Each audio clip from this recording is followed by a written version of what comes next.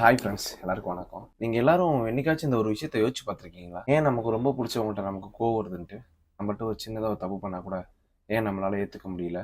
ஏன் அவங்கள மட்டும் நம்ம திட்டிகிட்டே இருக்கோம்? ஏன் அவங்கள மட்டும் பார்க்கணும், பேசணும், யோசிச்சுட்டே இருக்கோம்? ஏன் அவங்கள்ட்ட எதிர்பார்த்துட்டே இருக்கணும்னு என்னைக்காச்சும் ஒரு நாள் யோசிச்சு பார்த்துருக்கீங்களா? ஒருத்தவங்க ரொம்ப பிடிச்சிருச்சுனாலே அவங்கள நம்ம தொல்லை பண்ணுறது தான் ஒரு பெரிய வேலையாகவே நம்ம வச்சிருக்கோம். இதெல்லாம் அவங்களுக்கு எப்படி தான் தெரியும்? நம்ம தொல்லை பண்ணுறது, பார்க்கணும்னு நினைக்கிறது, பேசணும், டாக்ஸிக்காக தெரியும்.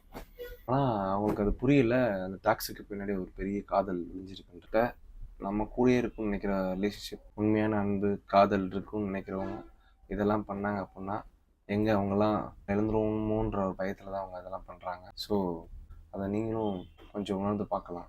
சந்தேகத்திலையோ நம்பிக்கை இல்லாமலேயோ உங்கள் மேலே அவங்க அப்படியெல்லாம் பண்ணுறாங்க அப்படின்னா, அது பேர் தான் சைக்கோத்தனம். உங்கள் மேலே ரொம்ப அன்பு வச்சுருக்கவங்க அதெல்லாமே உங்களுக்கு ரொம்ப பிடிச்சனால தான். அதுக்கு பேர் சைக்கோத்தனம் கிடையாது. அதுக்கு பேர் தான் காதல். புரிஞ்சவங்களால காதலிக்க முடியும், தெரியாதவங்களால விலக முடியும். ஸோ விலகிறதுக்கு முன்னாடி எல்லாமே சந்தோஷத்தை கொடுக்குது.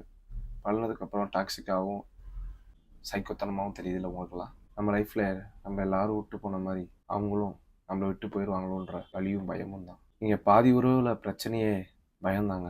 நம்ம யாரெல்லாம் ரொம்ப அதிகமாக நேசிக்கிறோமோ அவங்களாம் நம்மளை விட்டு போயிடுறாங்கல்ல.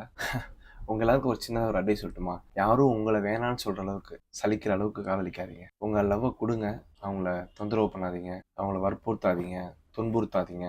அவங்கள அவங்க போக்கில் வாழ விடுங்க. இதெல்லாம் ஒரு வகையான அன்பு தான் அவங்களுக்கே புரியும். அப்போ உங்களை தேடி தானாக வருவாங்க. ரொம்ப யோசிக்காதீங்க. மைண்டை ஃப்ரீயாக.